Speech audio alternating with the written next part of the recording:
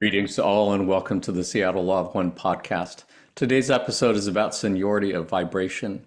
Seniority of vibration is a phrase that the entities known as Ra and Quo have both used many times to refer to the higher level of vibrations we attain over the course of many different incarnations. They have likened it to pouring different colored liquids of different densities into a tall, skinny glass so you can see how they naturally separate out into different layers according to their densities. If you are watching this, then it's your seniority of vibration that made you one of those most likely to graduate from third density to fourth density and or help lighten earth energies in a way that will help humanity become a fourth density social memory complex. What does all this mean and how does it relate to how we live our daily lives? Let's find out. My name is Jonathan Tong and I'm facilitator for the Seattle Law of One study group. We can be found on the list of study groups of the L&L research page shown on your screen. We do also have a Facebook group and we do meet twice a week on Zoom. Tuesdays from 3 to 5 p.m. Pacific time, Saturdays 8 to 10 a.m. Pacific time. You don't have to live in Seattle or anywhere near Seattle to join our Facebook group or our Zoom sessions. Anyone who's interested and available is welcome to join. Just contact us at seattlelog1@gmail.com if you'd like to get on our mailing list.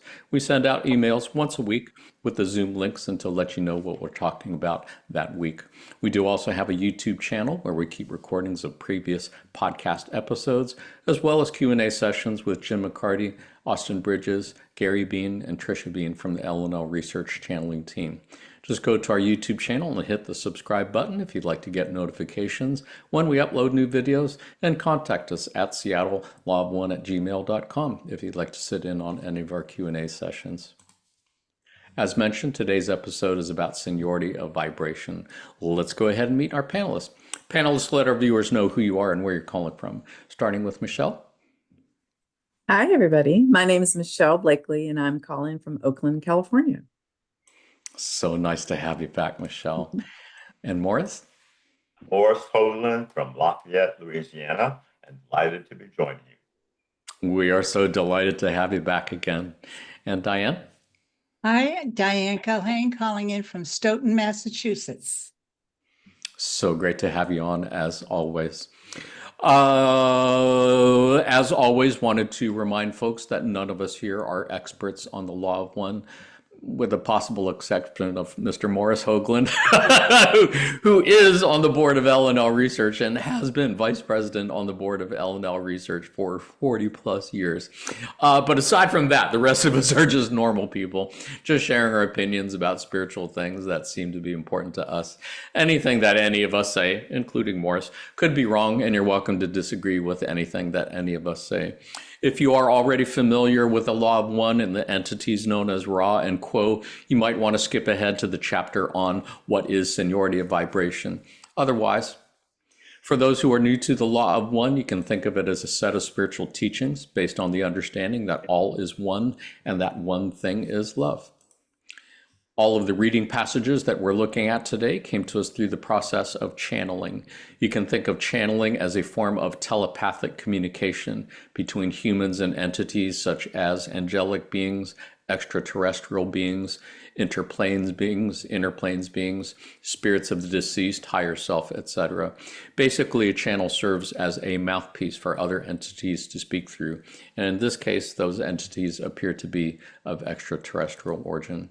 There are two types of channeling that have been developed by friends in L&L Research. Trance channeling is when the channel is in a trance state, subconscious or unconscious, as if asleep, meaning they are not at all aware of what words are coming out of their mouth as they are saying them.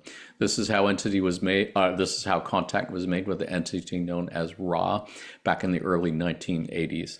Conscious channeling is when the channel is in a conscious but deep meditative state, meaning they are only somewhat aware of what words are coming out of their mouths as they are saying them. This is how contact was made with the entity known as Quo, starting back in the mid-1980s up to present day. Who is Quo? You can think of Quo as a group entity made up of three social memory complexes: Ra at 6th density, Latui at 5th density, Hatan at 4th density. You can think of a social memory complex as a planetary consciousness. It would be as if the entire human population of Earth was merged into one group mind. You can think of densities or dimensions as different levels of consciousness or different levels of reality, since those two things seem to be very closely intertwined. Imagine, if you will, that the elements of earth, fire, water, and air have some primitive form of consciousness, as many indigenous cultures have been saying for a long time they do. We'll call that first density. You can think of second density as the level of consciousness of plants or animals. Clearly a quantum leap above and beyond the consciousness of what we would regard as inanimate matter. You can think of third density as the level of consciousness of humans and cetaceans like whales and dolphins. Again, a significant quantum leap above and beyond the consciousness of plants or other animals. You can think of fourth density as the level of consciousness of the social memory complex. Again, as if the entire human population of Earth was merged into one consciousness. Clearly a quantum leap above and beyond the consciousness of one individual person. You can think of fifth density as whatever is a comparable quantum leap beyond fourth density, sixth density, a comparable quantum leap beyond fifth density.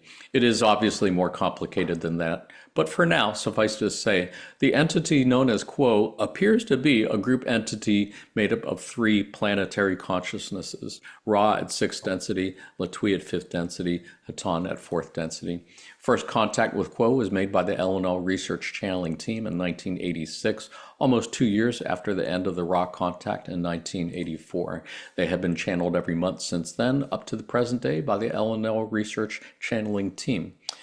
Transcripts of those sessions can be found at the LNL Conscious Channeling Library shown at your screen. Having said all that, let's go ahead and take a look at a couple passages on what is seniority of vibration. In session 17 of the Raw Contact, question 41, the question was, at this time, near the end of the cycle, how are reincarnations into the physical allocated, shall we say, on this planet? Ra, I am Ra. Entities wishing to obtain critically needed experience in order to become harvestable are incarnated with priority over those who will, without too much probable or possible doubt, need to re-experience this density. Question, how long has this been going on, this type of allocation? Ra, I am Ra. This has been going on since the first individual entity became conscious of its need to learn the lessons of this density. This was the beginning of what you may call a seniority by vibration. Question, can you explain what you mean by seniority of vibration? Ra, the seniority by vibration is the preferential treatment, shall we say, which follows the ways of the law of one, which encourages harvestable individuals. Each individual becoming aware of the time of harvest and the need on a self level to bend mind, body, and spirit towards the learned teaching of these lessons is given a priority in order that this entity may have the best possible chance, shall we say, of succeeding in this attempt. I just find this whole passage super interesting to at least start with, in terms of looking at what is seniority of vibration. And I think the main takeaway lesson that I'm getting from this is that entities who are aware that there's such a thing called graduation or harvest and are actively working towards it are given preference over those who are not aware of it and not working towards it, which seems kind of basic, makes sense to me, or I mean, it seems understandable. Michelle, did you have any thoughts, reflections on anything here? Yes, when I was contemplating this passage too, and actually this original passage was a little bit more dense. I went back several times to think about it, but my general message is that I feel all souls are headed to the light regardless, and incarnation is a process for that. So in my mind, it just really affirmed the intentionality that some of us or some souls have had to create those lessons or create those scenarios to be more harvestable versus those who don't, but we're all going to the light. So this is an interesting passage. I thought this whole reading was very, really affirmed a lot of self-reflection and awareness. I really enjoyed reading these. Nice. Yeah, and I appreciate your kind of putting it within the context of evolving towards the light. I don't think I was necessarily think of it in those terms, but yes, of course, that makes perfect sense. And they've mentioned that many, many times. I guess that's why they call that enlightenment, those who have become aware of the light. Or moving towards more love, right? That's Yeah. And they the have said that many, many times. That is indeed how the universe works and how spiritual Mhm. evolution works. That Yeah. evolution from first, second, third, fourth, fifth densities is, I think, very much as you're saying, about that upward spiral and growth toward the light. Morris, any thoughts, reflections to add? No, I think she covered that really well. I appreciate that, Michelle. Thank you. Anything to add? Not beyond what Michelle. Sounds good. Thank you. Diane, any thoughts, reflections to add? Yes, excuse me. It is interesting that we are going to have to, we do this, but we don't just get plopped in. Oh, look, you're probably going to make it. We're plopping you in. You actually go through a process with your guides and with your higher self and yourself, where you're Mhm. choosing what lessons do I have to learn? What karmic entanglements do I have? What is it that I want to grow? What is my polarity? And then you choose how is that going to play out? Who are my parents? Where will I live? What are my abilities? Maybe I have health problems. Maybe I'm big and strong. All of this is predetermined before you even get down there. So whatever is going on, you kind of wrote the script. Hmm. And that's pretty helpful to grasp, because there's nobody trying to get you, nobody's trying to give you everything, nobody's trying to take anything away from you. It's all catalyst for you to figure out how to use so that you can grow spiritually. Yeah, beautifully said. And as we will see in the not too distant future, they have said that seniority of vibration in many ways means you get to have more say in the planning of your incarnation, but you have to earn and achieve a certain level of vibration before you earn that privilege, I guess you could say. I think I had one other passage to look at on this subject. Anybody have anything they wanted to add on this slide before I change the slide? Mhm. Cool. This video goes with the visual on the title slide. In session 48, question 8, Ross said, the seniority of vibration is to be likened unto placing various grades of liquids in the same glass. Some will rise to the top, others will sink to the bottom. Layers and layers of entities will ensue. As harvest draws near, those filled with the most light and love will naturally and without supervision be in line, shall we say, for the experience of incarnation.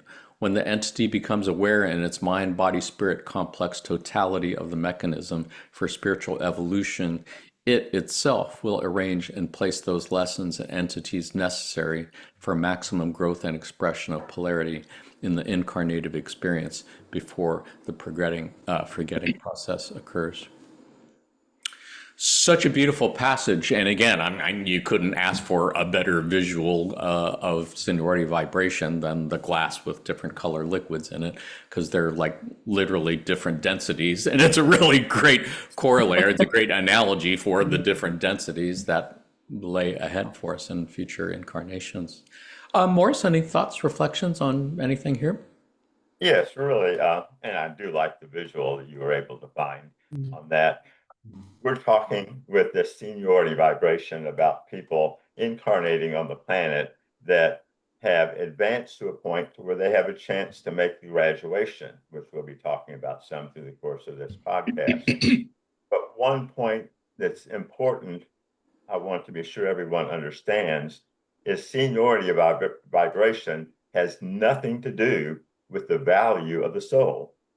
Whether you're a Gandhi or a Christ or someone that's walking a path alone, Mhm. doing what may not seem so important on the earth, they're Mhm. all really loved by the Creator.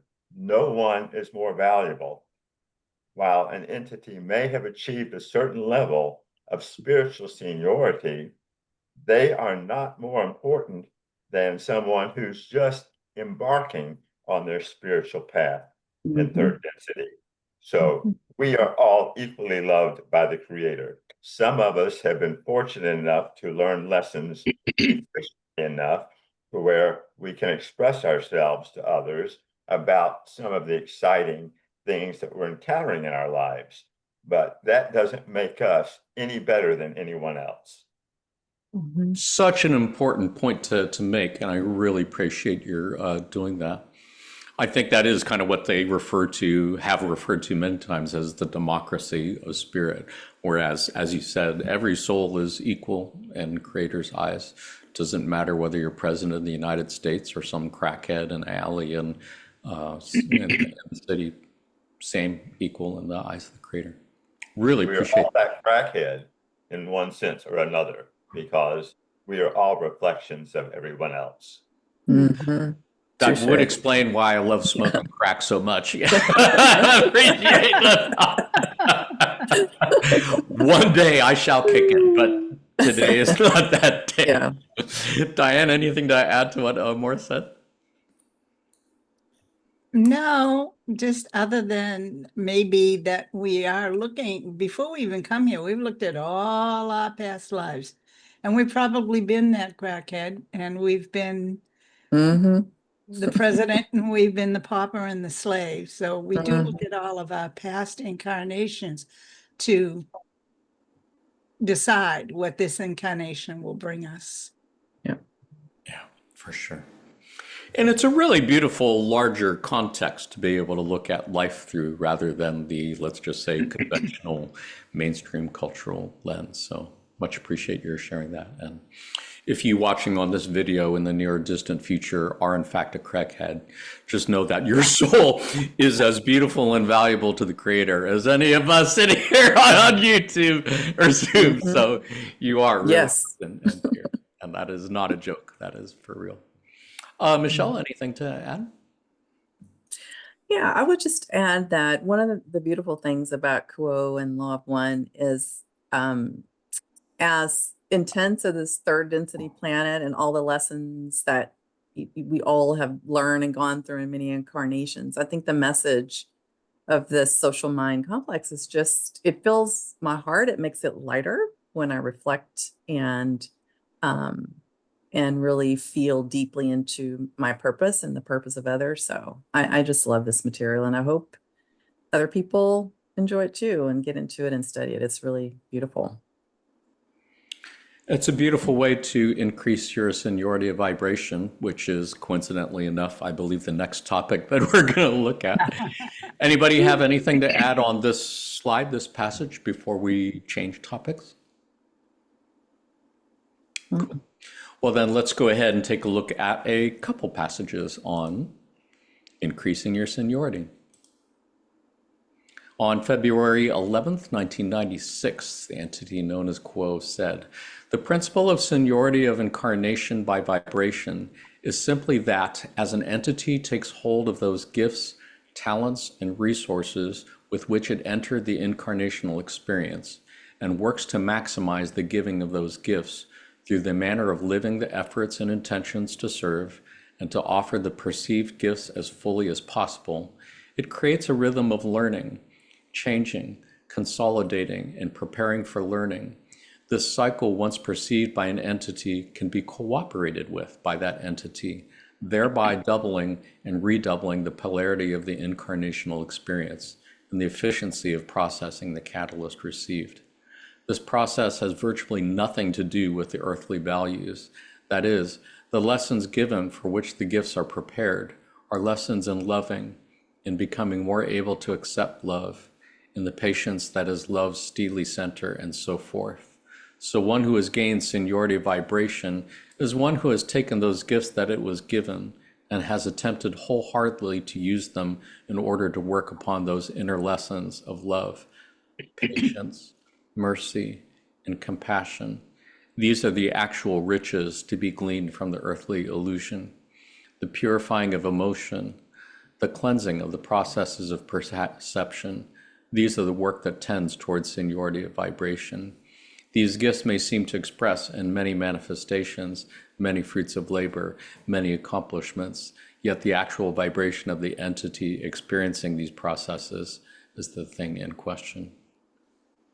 Really love this passage. It just gets better every time I read it, look at it. And yeah, it reminds me that, of course, this is why I'm doing the podcast, because it seems like a really beautiful way for me to take the gifts that I was given or packed in my little suitcase to come into this incarnation and to use them in my way. But now to be a podcaster, to do this, everyone has individual unique gifts that they were given to bring in this incarnation. And however you use those gifts in your own unique way, whether it's seen by many others or nobody else, as Morris said, are equally valuable and treasured by Creator. Diane, any thoughts on anything here? Yeah, know yourself, understand what your gifts are. It's maybe your gifts are music, maybe your gifts are appreciating music, maybe your gifts are listening, maybe your gift is gardening, whatever it is, you have something. So take a look at it and enjoy it. Follow that, be blissful, be just thrilled, and share. Share whatever it is. If all it is that you can grow one flower, well, isn't that beautiful? And be happy.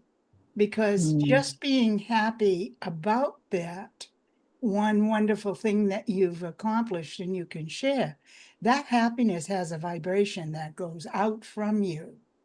So even if you haven't done anything extraordinary or won any prizes, just that feeling is a gift that you are sharing.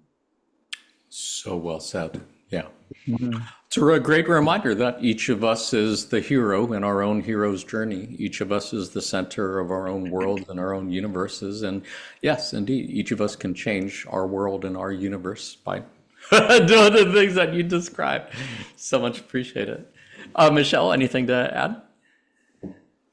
Yes, I would just build on Diana. I think it was lovely what you just expressed. And I'm just thinking about others who really struggle or really think about purpose and, their purpose here in this incarnation or the planet. And the simplicity of just caring and loving and just being, the simple things are enough. So I think it's just a beautiful message that, to try and stress about it.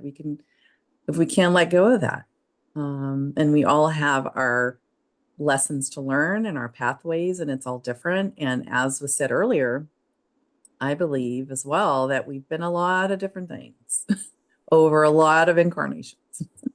So just being able to accept whatever that brings joy, that gift for you, however you name it. And maybe some people may not like the word gift or whatever you use will be helpful. But it's the stressing about it. I hope souls can relieve themselves of that. And I'm personally speaking of myself too, because I've been on that journey to what is my purpose here? So once you've reached the point to kind of let go of that and go into the flow, it's just a much more beautiful, enjoyable experience. Yeah, and I think it does involve a lot of releasing what Quo referred to in the second paragraph as earthly values. Because, yeah, the things that you're talking about and that I think as Quo is talking about has nothing to do with normal earthly values, has nothing to do with being rich, has nothing to do with being powerful, has nothing to do with being famous or anything that we typically associate with power and space-time. Morris, anything to add?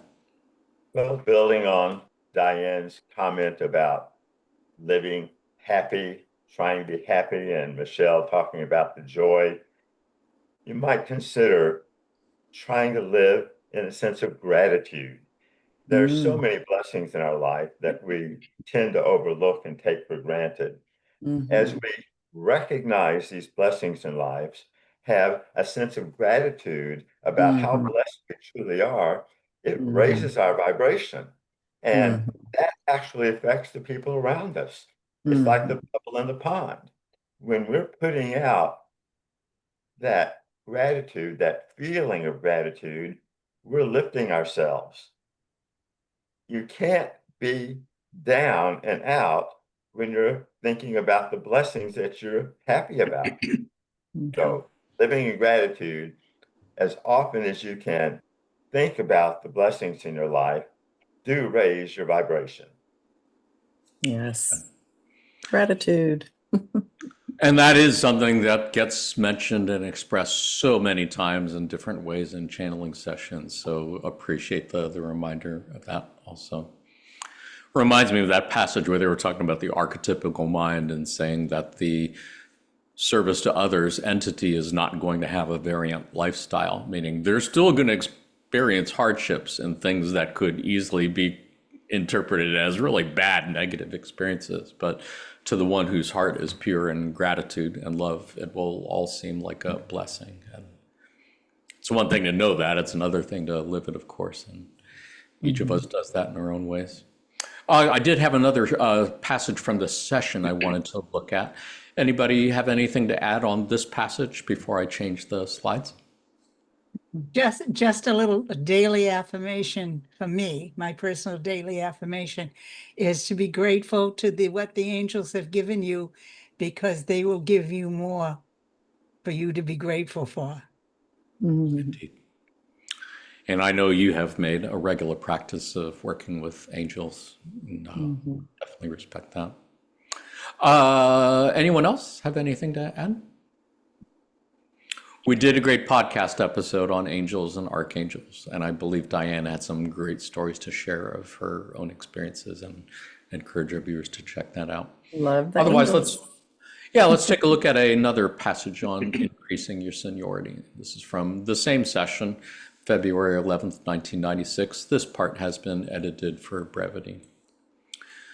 Quo said, gazing upon the outer circumstances and making judgments is guaranteed to be an exercise in folly, metaphysically speaking, for the illusion is designed specifically to confuse and trap the intellect in such a way that eventually it must give up the attempt to make sense of the illusion. We are aware that this group is desirous of serving to the very, very best of its capacity, and we feel that this is the intention to be encouraged, that the attempt personally and the attempt as a group to share in love and service is the heart of that which shall indeed speed the process of the spiritual evolution of each. For when there is a group that gathers together, there is that additional energy generated by the combination of the entities, which, as each in the group is already aware, is an energy that is doubled and redoubled far beyond simply the addition of another entity to another, one entity to another. We can assure each that the world scene offers a story that has its most helpful points fairly well hidden in the folds of many and various details. It is almost impossible to dwell within the dream and know what lies beyond that dream. This is your situation at this time. This is not a situation we encourage you to escape. This is your appropriate position, not to know or to understand why destiny has offered this lesson or that, but rather to gaze at the moment that is present and to look with complete attention at the wonder, the depth, the infinity of that moment. Love lies within each and every moment of this infinite creation. If the seeking soul can keep its eyes upon that love, if the fainting heart and the overtired brain can remember that love, then the work which will encourage the seniority is being done to the best of your capacity. Two things strike me first as I'm reading this is first, this is not how fast the words came out of the channel when they were speaking. They were coming out a lot slower than this as the channel was just searching in their meditative state for the next words to come along. So to me, it's a great reminder that, yeah, to think that all of this material was channeled and that the person who was saying these words didn't necessarily know what words were coming out. And to see this much profound love and wisdom just blows me away every time. Otherwise, yeah, the idea of looking at the group work and the power of entities working together as a group is redoubled and redoubled through what has been referred to as the law of squares. Super valuable lessons in increasing seniority vibration here, I think. Michelle, any thoughts to add on this passage or anything? Yeah, there's a lot here. One of the things that struck me was the realization that we're in the dream, friends, and the mysteries are there, and yet we do seek understanding of it. And so I'm just appreciative that embracing the mystery of incarnation and utilizing the full gifts of our guides and angels and all of those amazing things to understand our journey, we still do not know the entire, according to this, right? Because it's still dream and reality. But I think that's fascinating because there are moments where I feel, the veil is lifted a little bit, or there's an intuition and a knowing that you feel like you know the truth about certain things. So I just thought that passage was interesting. And I still reflect on that a lot, that this is a dream, it's not real, whatever that means.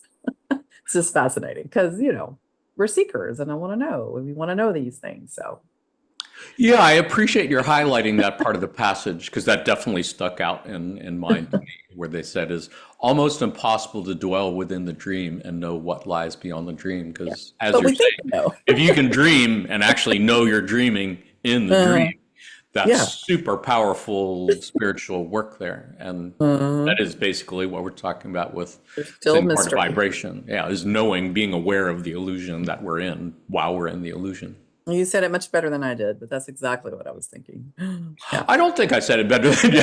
I think you said it better in fewer words. Let me go ahead and pass it on to Morris. Anything to add, Morris? Well, gazing upon the outer circumstances and making judgments, that's an important issue. Diane was talking about how we all plan our life circumstances before we incarnate.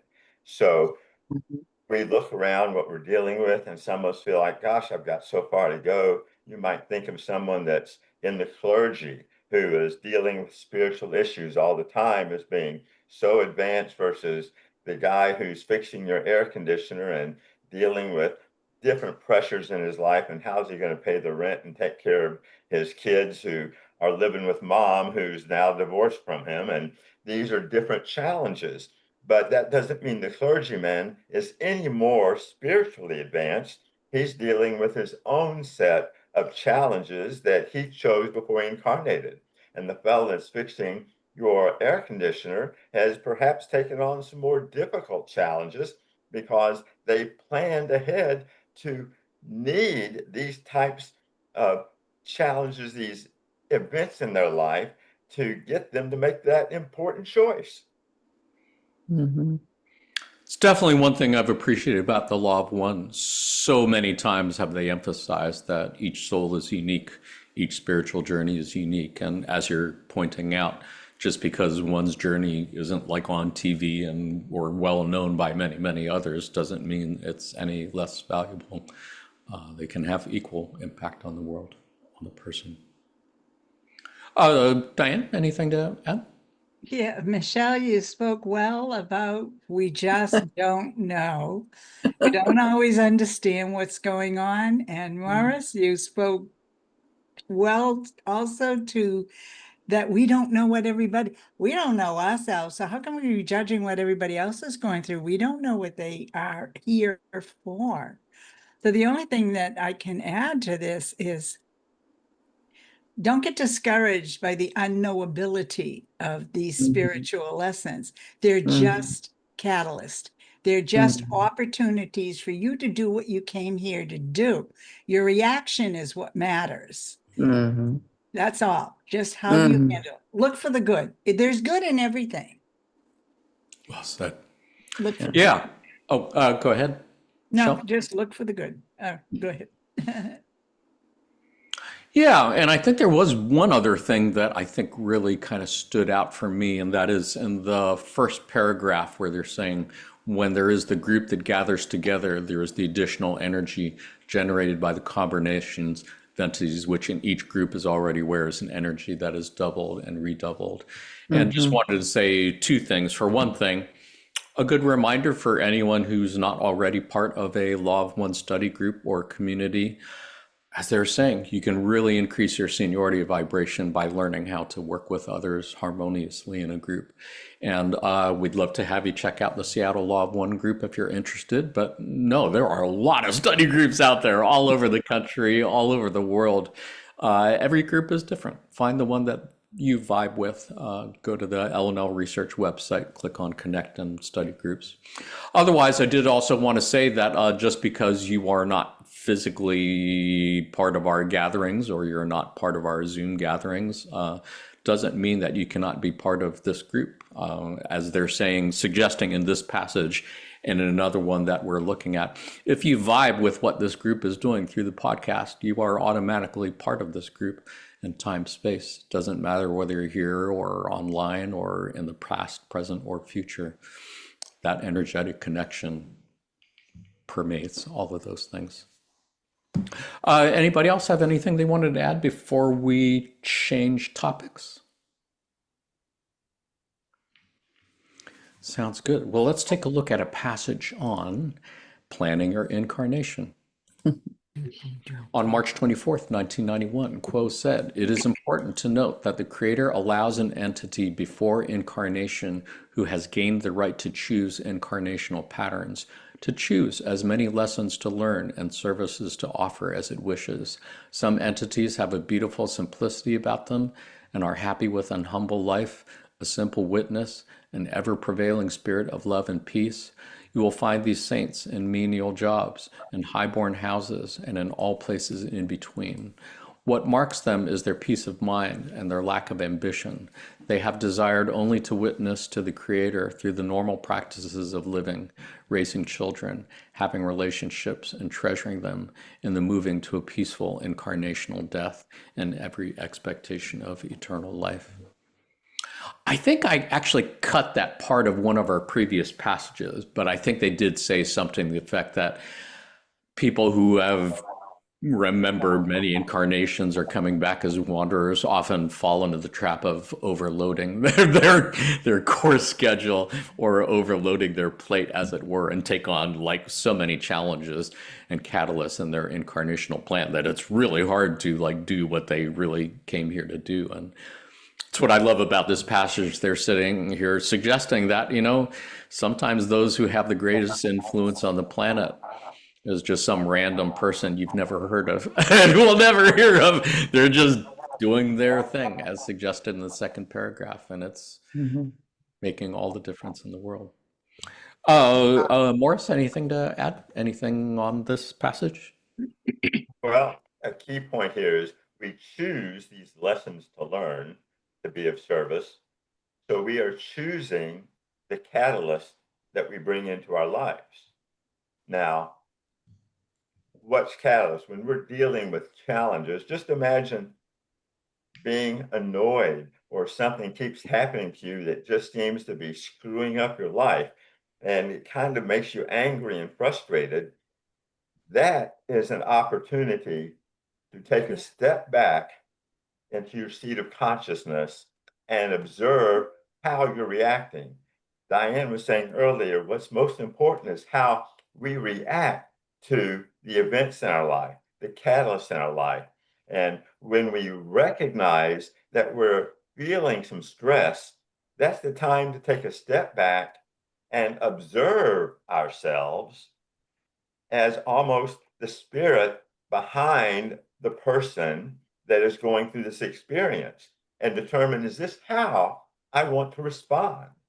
Is this how I want to be? And just taking a few moments to do that, then you recognize, oh, this is a catalyst I may have prepared for myself. Is this how I really intended to respond to this? And you completely diffuse the anger or the frustration in the situation. You see it for what it is, and it makes it so much easier to respond in a way that's consistent with growing to the spiritual goal you have. So beautifully said. Thank you so much for that. I think that would be a good description of the work in consciousness that I think we're going to be taking a look at in a little while. Diane, anything to add to what Morris said or anything from this passage? Oh, yes, Morris. I absolutely love that, to just step back and observe. I find when I do that, I start to laugh. When I recognize myself in the movie I'm watching, and if I've been upset by something, it's, oh, am I so silly when I really look at it. But I will also say, you don't want to react. You want to choose what you do. So when that happens, a little word I will say is, oh, okay, choose thou. I made that up for myself because it sounds so profound to me. Choose thou. And then I'll look at it in a better, higher light and choose a different way of reacting. Yeah, that reminds me of a passage where Quo said exactly that process that you're describing was really strong magic, strong white magic, that anytime you're able to choose a different path, a higher path than the one that you have kind of been programmed to do otherwise, there's really strong magic in there. Appreciate your sharing. Michelle, anything to add? Any thoughts on anything? Yes, I am affirming Diana Morris's commentary, and it makes me think about very intense catalyst and traumatic catalyst. And I wonder if this passage is tough for souls that are involved in that. And I think the beautiful simplicity of stepping back and observing and having the empowering choice to choose how we respond to the catalysts we've probably planned or not, because I know it's difficult for others to think that they've planned the catalyst, which I think is it's a journey and a development on a spiritual journey that others have. And I think it's just a lot of work to do when you have super intense catalysts, and the simple, that seems simple, but very clear ways of continuing and learning your lessons are the ways that we've been talking about. So just want to acknowledge that catalysts are very intensive, and we're all on a path to learn from those in the ways that we can. For sure. Yeah, which goes back to what we were saying about realizing you're dreaming within the dream, realizing what the third density illusion is while Yep. you're in the third density illusion. That's how you increase your seniority. Yeah, appreciate that. Did anybody else have anything they wanted to say on this passage or this topic before we change topics? Cool. Loving the conversation so far. Really enjoying it and looking forward to more. For now, let's take a look at a couple passages on what in the Law of One is referred to as energy centers. Energy centers in the Law of One is very much like chakras as taught in the Hindu traditions and channeling transcripts. Those two expressions, energy centers or chakras, are used pretty much interchangeably. For those who are not real familiar with this, in both cases of the Law of One or Hinduism, intelligent energy or love light, as it's known in the Law of One, or prana, as it's known in Hinduism, chi, as it's known in Taoism, the force, as it's known in Star Wars, really flows into us all from the universe, and it enters our energy body through what's called the red ray or root chakra. This is involved in survival, sexual reproduction, fundamental vitality. From there, the energy goes upward into what's known as your orange ray or sacral chakra that deals with personal identity, relationships with other individual selves. From there, the energy goes into your yellow ray or solar plexus chakra, which deals with group identity, your relationships with groups of other selves, like your family or coworkers or political party or church community, spiritual community, whatever. From there, the energy goes up into your green ray or heart chakra, which deals with universal, unconditional love and is also the springboard to higher chakras and intelligent infinity. From there, the energy goes up to your blue ray or throat chakra, which deals with wisdom, light, honesty, clarity, and inspiration. It's communication to others, your entirety of beingness. From there, energy goes up to your indigo ray or third eye chakra. This is known as a gateway to intelligent infinity. It's the center of the adept of magical workings, or what in the Law of One is referred to as work and consciousness. From there, the energy goes to your violet ray or crown chakra. This is a reflection of your vibratory essence. The sum or energetic signature of yourself reflects your overall balance, and where energy goes back out from your energy body to the rest of the universe. So on September 1st, 2019, Quo said, in these last days of your third density illusion and the first days of your fourth density quality of beingness, of love and understanding, you are aware that there is a great variety of entities upon your planetary surface, each of which has incarnated by the seniority of vibration, and that there is the possibility for each to achieve this harvest into the fourth density of love and understanding.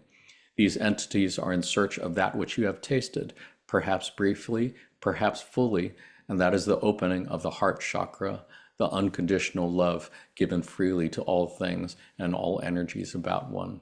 If you are able in your daily round of activities to find this open heart functioning as fully as possible with every entity that you meet, every entity with whom you exchange any kind of energy, then this loving vibration that is set up between two of you or more is then felt by each other entity on the planet that seeks love and light, for you are truly all one being.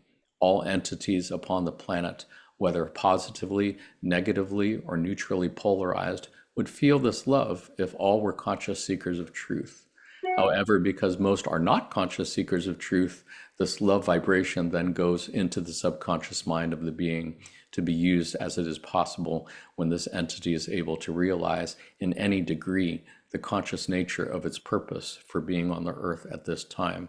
That is, of course, as we have said, the opening of the Green Ray Energy Center. So worth noting, of course, that the energy centers do actually correlate with the densities as well. Red ray is associated with first density, orange ray with second density, yellow ray or third density, and green ray, your fourth chakra, is very much about fourth density, about universal, unconditional love, as they're saying here. Any other thoughts, reflections on anything in this passage, Diane? Yeah. How we think and how we feel and how we speak, it affects our entire body, and it affects everyone else too, because you're putting that energy out there. So I think that being aware of how we speak and think and how it's affecting ourselves and everyone else, that matters. If something's going on and like your buttons are being pushed and that stinking thinking starts happening, just stop for a second. Just a second. Just restrict it and step back and throw a little light. Say something else, but have a little love. And do this on a routine basis. Make it, I find, make it a very happy thing to do. I have a certain wind. When I feel this wind, I love to go outside and do a heart meditation and open up, because I am convinced that that energy is now being picked up by that wind and traveling all over the place. Nobody has to know. I'm not having, it's just something I enjoy doing. So get out there and do things that spread the love, say kind words. Somebody's walking down the street, if even all you think is, what a nice person, have a lovely day. Indeed. It helps. It spreads the love. Yeah, isn't that such a powerfully beautiful thing to contemplate? This is the passage I was referring to back in our discussion about increasing seniority. They're saying that anyone who opens their green ray heart chakra and universal unconditional love, you're connected to every other entity on the planet who is doing that, regardless of where you are physically, regardless of where you are in time, space, past, present, or future, all connected energetically together. What a fucking amazingly beautiful thing to contemplate. Yeah. Michelle, anything to add? Any thoughts on this passage or anything else? Well, I'll just add, when I first read The Law of One many years ago, I was so happy to read the passages on the energy centers, and because I'd already been practicing and really thinking about the chakras. So it's just an affirmation of, the energy and the power and the beautifulness of that. And often when I initially go into meditation or deep contemplation, I visualize the image actually that you have there for myself. And I know that there's complexity to each of the densities and the chakras spin in different ways. And I don't even know that. I just kind of visualize and you go, bring those to the highest power so I can fully utilize all of that. It's just really beautiful. So I just wanted to share. I love it. Yeah, I appreciate you doing that. I think being able to visualize the energy For me. centers helps a lot. I do that for sure a lot in my meditations for sure. I am aware of my energy centers and thinking about unblocking them and allowing that to flow through. And oftentimes the rest of the day, I'm trying to be mindful of keeping my green ray open as much as possible for as long as possible. Yeah, that root It's not easy though, because there are so many things that sometimes. can make you close it. Yeah, for sure. And go to the bit, go to the red chakra more often, but Yeah. Mhm. Morris, anything to add? Any thoughts, reflections? The key, the heart chakra, unconditional, given freely to all. This is a spiritual challenge we all face. We're here in the and we're looking around us and we're dealing with some of the chaos. We find in our experience, there's some people that seem a little bit hard to love. So people out there doing crazy stuff that just isn't very nice. So it calls on us to, in fact, if you're from the Christian tradition, everyone is a child of God. So everyone is loved by the Creator. And then we see some people seem to be very lovable. Our challenge is to be able to try to recognize that Creator is in that person too. And struggle with some people that we hear about a lot on the news that seem to be doing things that just aren't very nice. And this is where, again, taking a step back into our seat of consciousness and trying to observe what's going on with this other child of the Creator and the way they're behaving. I try to dig in and find that compassion in my heart to recognize that this troubled soul is probably dealing with some really difficult stuff that makes them lash out the way they're doing. So that giving unconditional love freely to all is one that I've been working with for decades. It's not easy to do because there's some people doing things that I think are very nice. But For sure. Yep.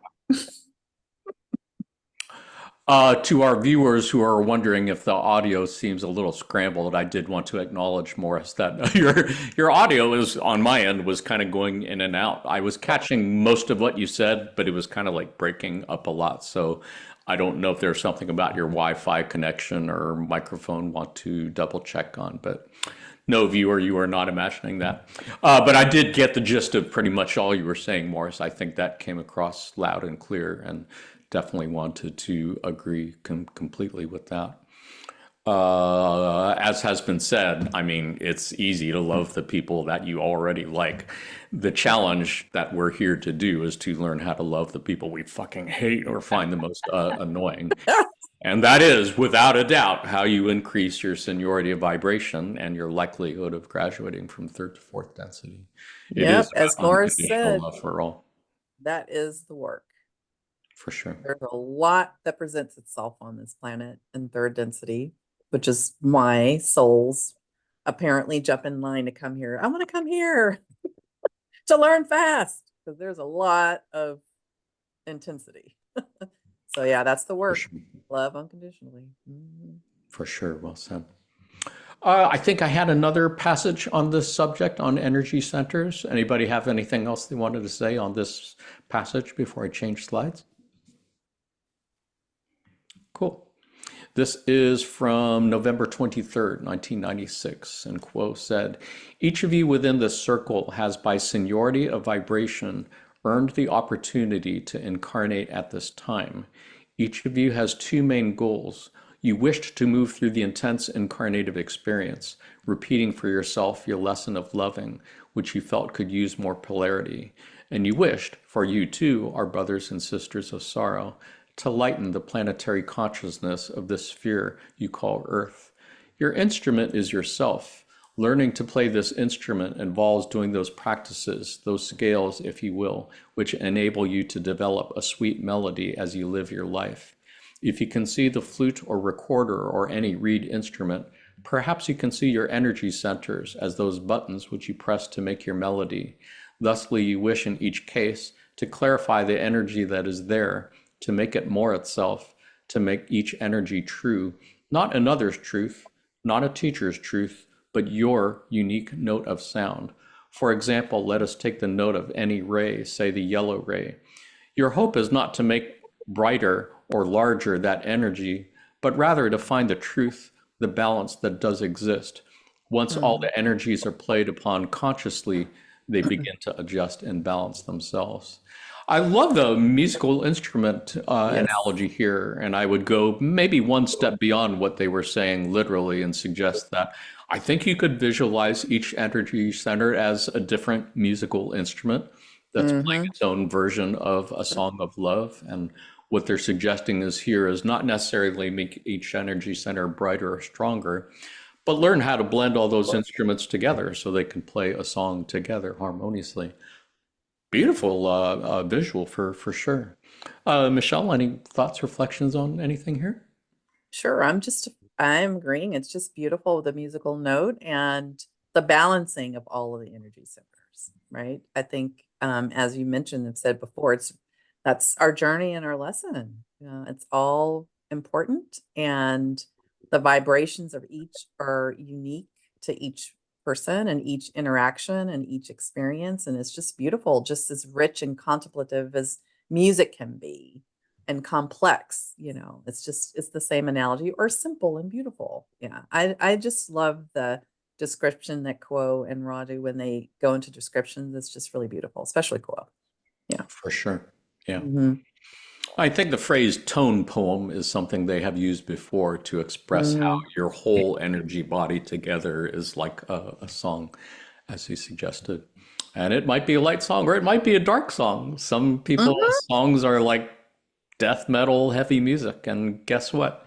Creator loves that just as much because you Yeah. need both the dark colors and the bright colors to make a painting. Yeah, one of my favorites. It's an instrumental. I'm sure lots of people have heard it, but it's the composer Max Richter.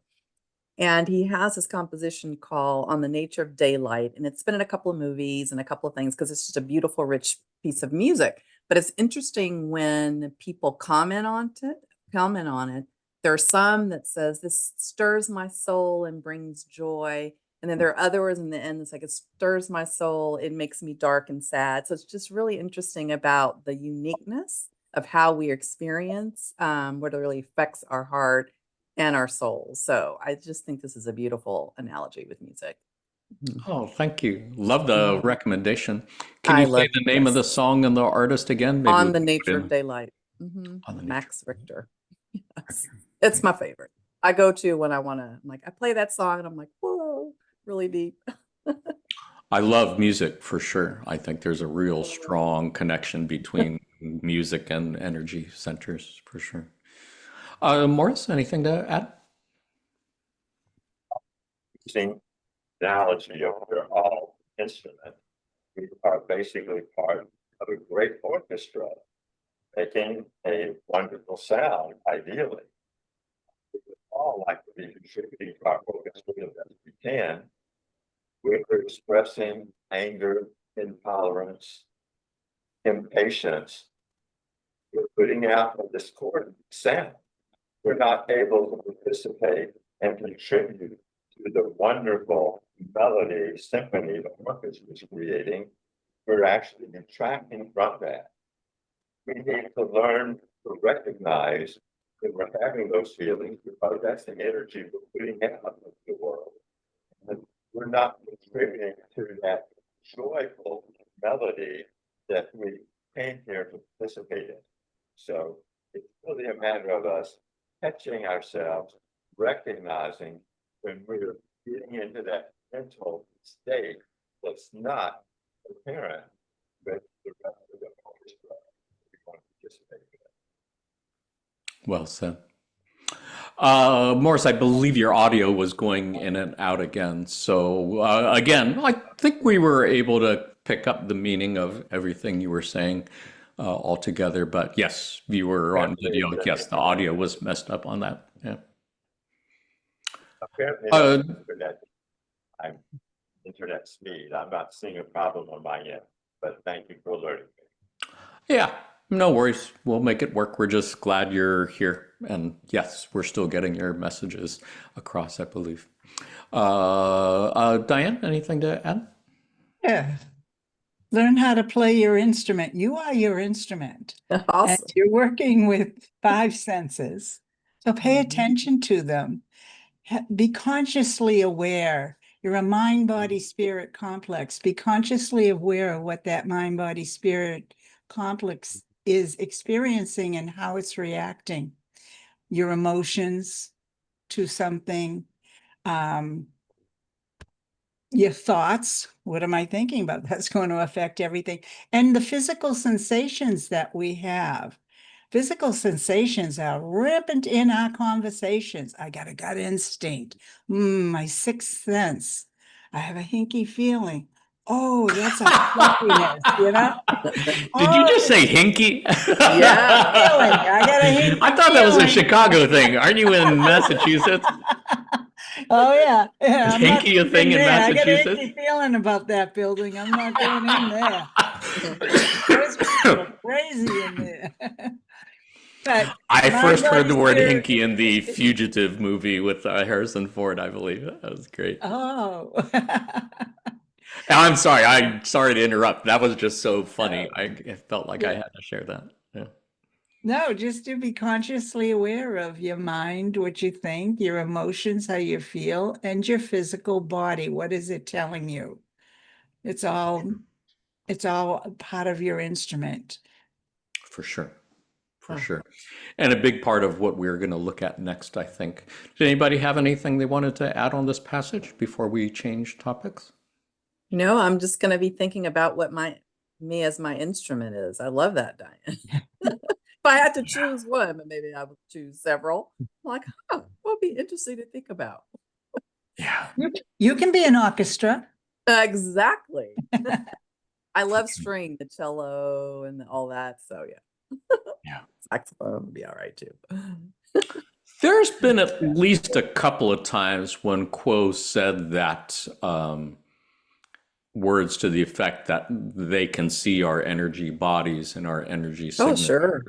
Oh, And yeah. that they would recognize each one is unique, and they Yes. said they would recognize each of us regardless of which density we were in, Mhm. regardless of at what point that part. That I think that is just super beautiful. That essence. Yes.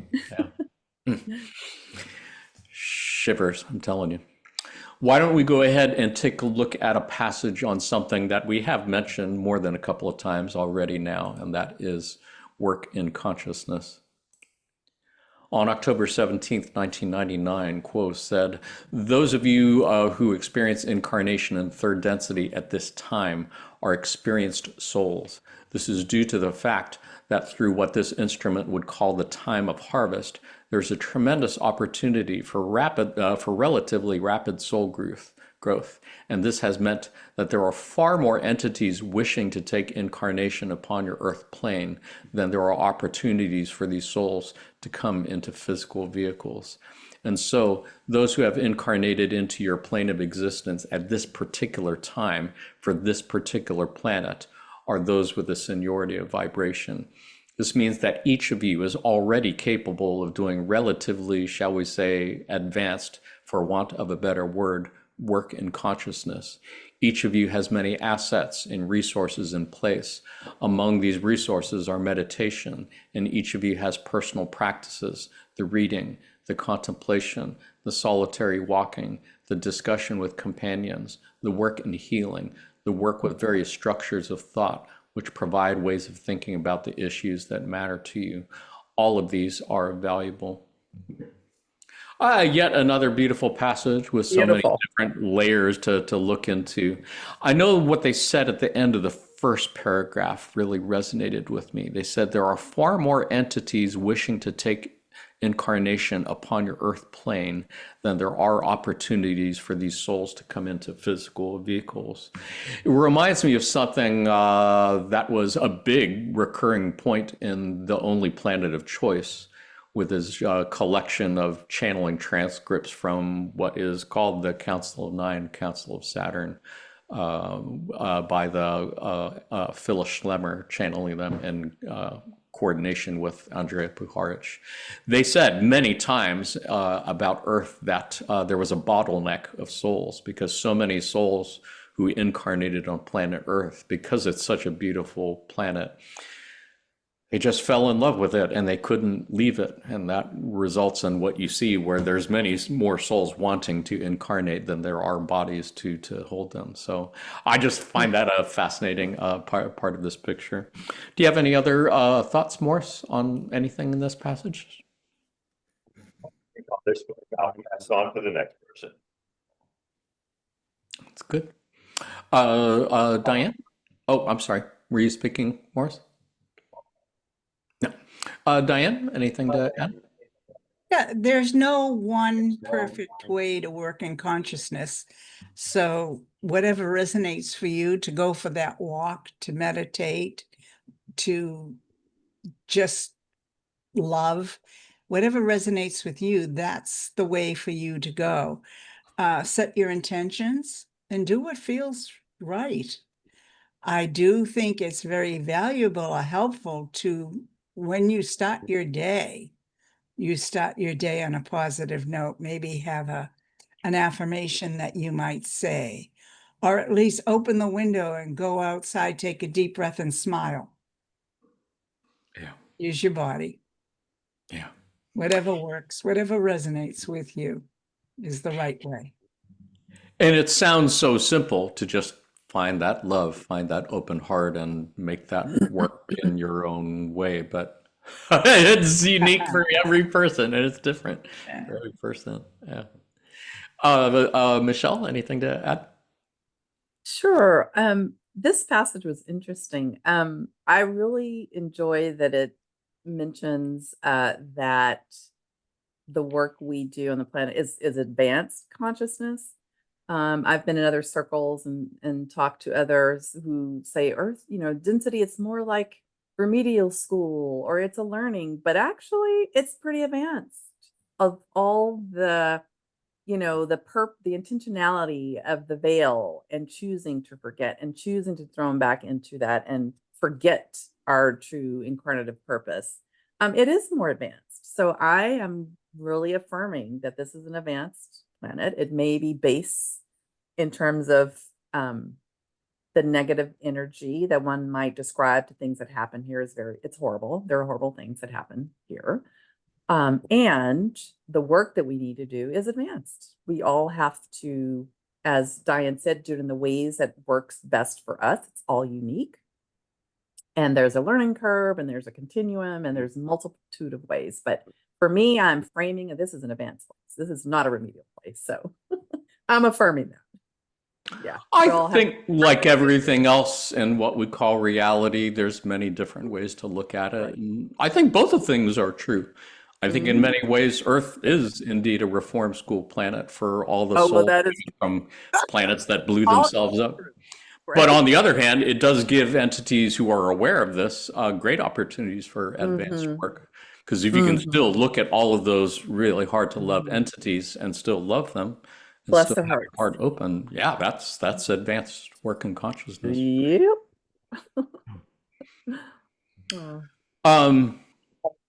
Yeah, and as you were talking about advanced work, it reminded me that work in consciousness, I think, is pretty much synonymous with what Ra and Kuo have referred to as discipline of the personality.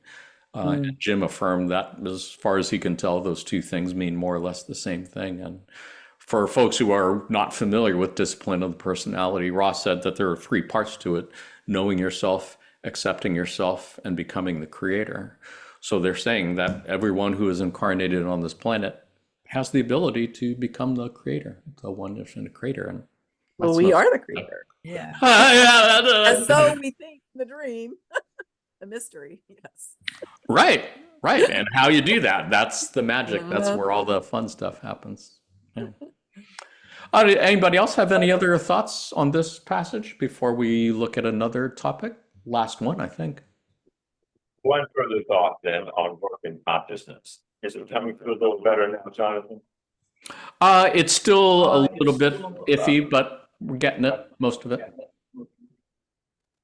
If the emotion, if you're feeling emotion, you're either opening up the flow of that prana, or if you have negative emotions, you're perhaps blocking some of your energy centers. So mhm. when you're thinking about working consciousness, it's recognizing your emotions that you're feeling in the moment and understanding that you're either opening yourself up for more flow or potentially restricting that flow with negative thoughts. So being aware is another way you begin working in consciousness. Well said. Mhm. I'm pretty sure that's why they call it work in consciousness. It's a matter of being Yeah. conscious, aware of all those thoughts that you're having and how you're processing catalyst for sure. And emotions that'll definitely Absolutely. block. Hmm. Big time. Yeah, big time. Especially now at the end of third density, beginning of fourth density, things are so intensely polarized right now as Hmm. entities are being increasingly compelled to choose one path or the other Hmm. in order to move on to fourth density. Anyone else have any thoughts, reflections on this passage? Well, let's take a look at one last passage about increased intensity. I did want to remind before we do that we did have a podcast episode on work and consciousness as well as discipline of the personality. So if you're interested in those, might want to check those out. Otherwise, yes, let's look at one last passage on the subject of increased intensity. On September 18th, 1994, Quo said, "Those who have, by seniority of vibration, been given the opportunity of incarnating at a time when both the positive polarity and the negative polarity are attempting to increase the intensity of their distortions toward service to others for the positive entities and the service to self for the negatively polarizing entities. In this environment, both the positive and the negative of polarization shall naturally seem more extreme, and so it is that within your culture at this time, there are many whose seeking of the truth is outstanding, and whose efforts to learn the lessons of love are substantial and persistent. At the same time, those involved in seeking negative polarization are attempting in a marked manner to create negatively polarizing situations, which may express the utmost and negative orientation. Consequently, there are legions of those who think nothing of stealing or killing, some for a holy reason, supposedly, but many for no reason except the attraction of power. It is against this backdrop in your history that the seeking for truth now goes on upon your sphere. The rules, shall we say, have not changed, but the experiences are more intense on for all upon your sphere. We therefore have the ability to speak to the circle and say that each within the circle has won through to the present incarnation by virtue of much labors of love, shall we say, done prior to the present incarnational experience. Therefore, each feels fairly strongly that the seeking of the spirit, the seeking of the heart, the seeking for a greater understanding of love is properly the center of the incarnation. Each is attempting to live according to the positive path and attempting to polarize positively. Therefore, we do not have to coax any to do the work necessary to continue working on that polarization. Each has some grasp of why he or she is here to learn the lessons love has to teach. Yes, so lovely. Yeah, yeah, for sure.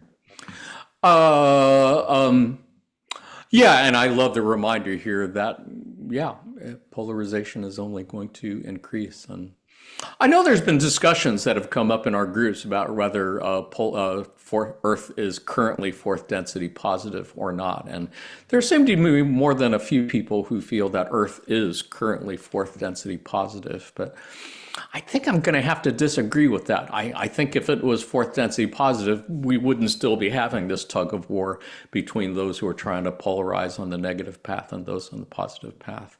I think we still got a ways to go before Earth is officially a fourth density positive planet.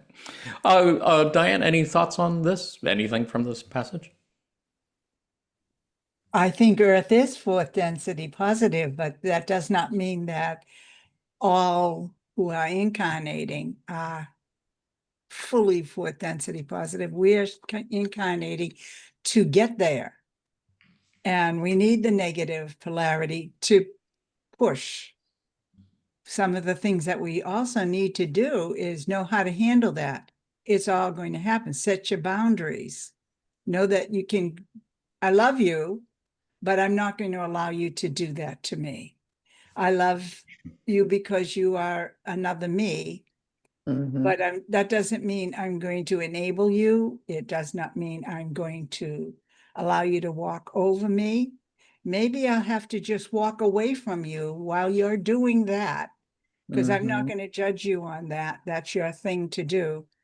But I'm going to distance myself right now. And chances are, the more my light grows, if you are in that negative polarity track, then you're probably going to want to distance yourself from me too. And that's okay. Nothing but love for you, man. Just not going to share that part of your world. Yeah. Yeah, I think it's fair to say Quo has said many, many times that all entities, especially the ones who incarnated here as wanderers, came here to learn how to balance energies of love and wisdom. And I think that's very much what you were describing, at least sounded that way to me. Michelle, any thoughts, reflections? Oh, yes. I'm just affirming everything you said, Diane. And more she said earlier about when we were talking about the energy centers and the heart chakra, right? That's that love part. And then we know the next level of deepness is wisdom. So balancing the two is very important. And I feel in terms of the density and how we transition is I feel there's probably a blending at times, right? So there may not be a time where it's clearly 100% demarcated or whatever, delineated. But yeah, this is some intense times. And I would imagine that souls on this planet, or I know most of them, are just it's just a lot. And it's presenting opportunities to really grow. So this just really affirms for me about the intentionality and choice to come at this time, as it is very polarizing, and provides the opportunity for us to think individually, what is the lessons and what is mine to be, or how to be, or how to respond to that. It's really interesting. I remember being a little kid, and thinking, oh, I missed, just for instance, I there's interesting things that happened in history before me, or that I can remember, right? Because I may have been in that time in a previous incarnation. And I was thinking, I missed all the really interesting things in my life. But like now, there's just a lot of things going on. So I think this density provides a lot of opportunity for growth, as we've all said.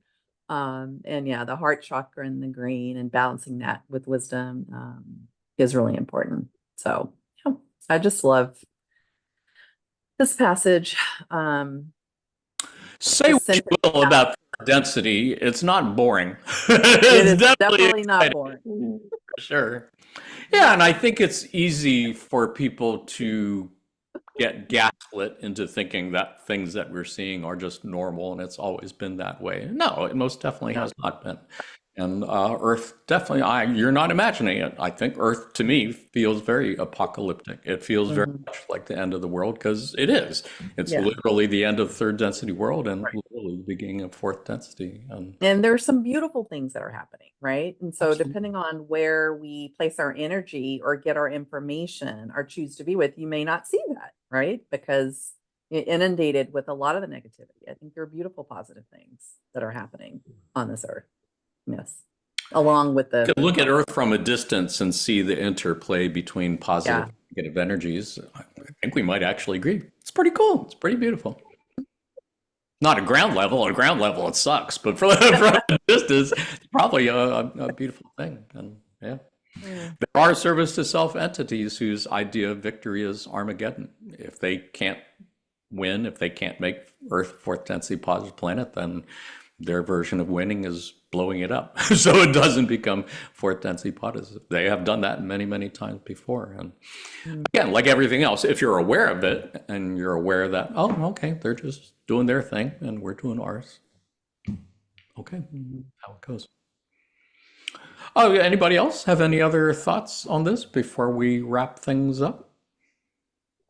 This is about this topic because on intensity of catalyst. We're at the end of a cycle. Catalyst is going to be quite intense. This is an opportunity. Greater that intensity, greater the emotional response often is. It's real easy to be feeling gratitude about positive things in your life. You can feel that flow and that emotion opens up.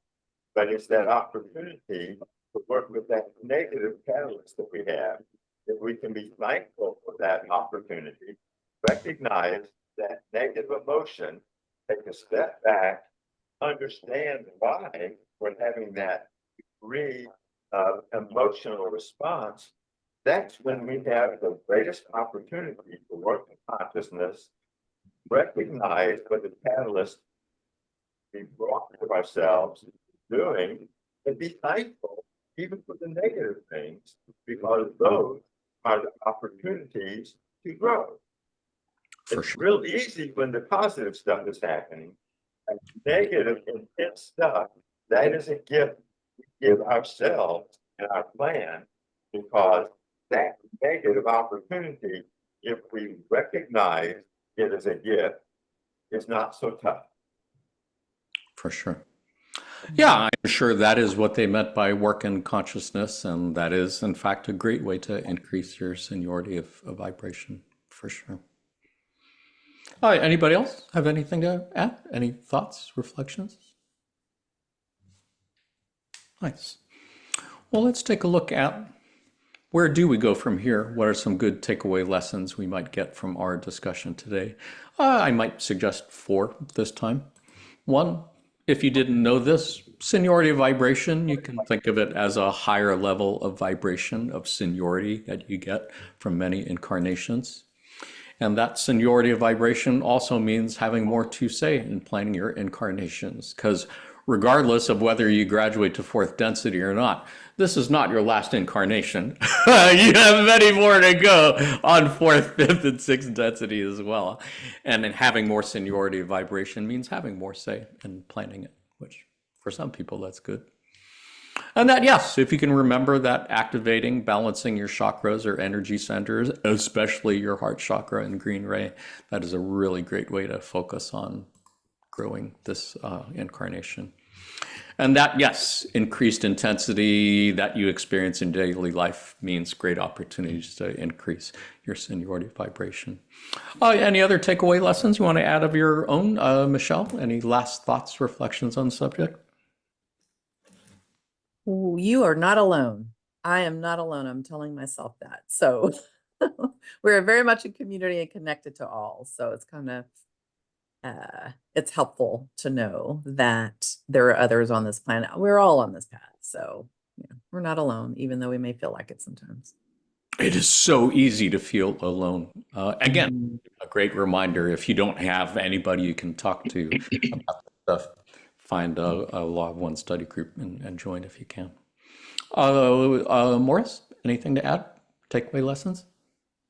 Just be aware that this opportunity are some things happening in our lives. Important thing, really get our attention. Those are the things we brought to ourselves. Beautiful.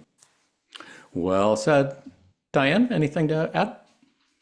The sun shines on the saint and the sinner equally, and the rain falls on the saint and the sinner equally. Awesome. Yeah, that's great. Does ring a bell. I feel like I've seen it somewhere. Yep. It's And like- we're all saints and sinners. How about that? Yeah. Or have been, or whatever. For sure. Panel, as always, it's been a joy hanging with you, and it's been fun. We do have one more thing to do, of course, and that is the pop quiz. Pop quiz Oh, is something we like to do at the end of our time, just to kind of end our serious discussions on a fun note, and maybe look for law of one connections in pop culture. Panelists, since today's episode was about seniority of vibration, seems only fitting that we should have a pop quiz on a Hollywood movie actor about whom every other actor seems to hold in very high regard and high respect. It's someone who clearly has a high level of whatever the movie actor equivalent is of seniority of vibration. I'm talking about the guy who's been a lead actor in such classic movies as Godfather Part 2, The Raging Bull, Taxi Driver, oh, and The Mission, in addition to great comedies like Analyze This, Meet the Parents, and The Intern. I'm referring to whom, panelists? Robert De Niro. De Niro, indeed. Well done. Uh-huh. Well done, viewer, who got that correct as well. Are you guys De Niro fans? Do you have any favorite movies of his? All of them. I don't know. Yeah. I don't know. I haven't seen all of them, but I've seen more than a few, and Yeah. super great actor. Again, there's not many actors who can be great in dramas and comedies, and he seems to have been able to pull it off. Mhm. Let's see. So, panelists, I'm going to ask you 3 questions about this great actor. See how many you can get correctly. You who are watching this on video, go ahead, say your answers out loud. We can hear you through the screen, through time space. As always, the points don't matter. If you had fun, you won. If you learned something cool about Robert De Niro, you won as well. First question. De Niro's famous "You Talkin' to Me" line from The Taxi Driver was inspired by which rock and roll legend? Was it A, Bruce Springsteen, B, Mick Jagger, or C, Bob Dylan? I'll guess C. C is a great guess. I'm gonna go with C Yes, too. I- I don't. Yeah. Great guess. Morris? I think Morris said A. Oh, A, Bruce Bruce Springsteen. Spring- Mhm. Nice. Well done. The correct answer is indeed Bruce Springsteen. Oh, awesome. Morris, no channeling your higher self. That's well done, random viewer who got that one correct. That was not something I knew. I only learned that in the process didn't. of writing this pop quiz. But apparently, according to director Martin Scorsese, that whole scene was improvised. It was not scripted. He made up everything that he was saying Wow. in front of the mirror. And you who have not seen this movie, just go on YouTube and look up Robert De Niro mirror speech or You Talking to Me. Apparently, he had seen Bruce Springsteen shortly before the scene was recorded. And apparently, that was a line that Bruce Springsteen often used in his concerts. Like when the whole stadium was calling out his name, he would say, You Talking to Me? Mm. According to Scorsese, that was his inspiration from it. That has not actually been confirmed by De Niro himself, but he has not denied it either. You guys Springsteen fans? I was a huge fan of I like Bruce Springsteen. Yes. Yeah. And the E Street Band. Yeah. Yeah. Huge part of my soundtrack of coming of age in 20s, 30s, and 40s and beyond, and still a great, Yeah. He's still powerful and great. great patriot too. Ready for your second question? Second question for the Deer Hunter. True or false?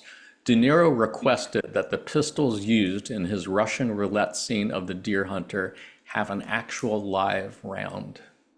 This is one of many great legends that have been circulated about De Niro, and anyone who's seen The Deer Hunter knows about the Russian roulette scene. If you haven't, look it up on YouTube. What do you think? True or false? Did he actually require a live round be included in the pistol? I hope not. I'm gonna say false. I hope not. More? Believe it or not, it is true. De Ah, Niro is famous for being what's called a method actor, which means like really, really getting into Mhm. character and making it real. And apparently he really wanted the Russian roulette scenes to be so real. He really did ask that a live round be included in the gun, which apparently they did. And I believe the other actors involved there checked extra careful before they filmed to make sure the live round was not, in fact, the next one before they did that take. Oh. Yes. Yeah, that's horrible. I mean, sorry. Yeah. It's just intense. It again just shows you how serious he was playing his serious movies. Which leads to our last question. True or false? The lie detector scene in Meet the Parents was all improvised by De Niro and Ben Stiller. A great comedy movie. It's him in a really great comedic role. What do you think? True or false? True. I'm afraid now. I'm taking a guess. I might say, remind you, the points don't matter. It really doesn't matter whether you get it right or wrong. Okay, I'll say false. Nice. Michelle? I think true. I can see him and Ben Stiller kind of, but of course it could be false, but I'll say true. What do you think, Morris? I say true, they're so creative. I can imagine them doing better than the writers. Yep, Sure. absolutely. I believe there were scenes improv in that movie, but this was not one of them. It was, Ah, well, of course it's false because the other one was true. No. but it was De Niro's idea to do the scene because apparently, according to the Ah. director, that scene was not originally in the script. But Oh, De Niro was such a method actor. His character plays a retired CIA right. person.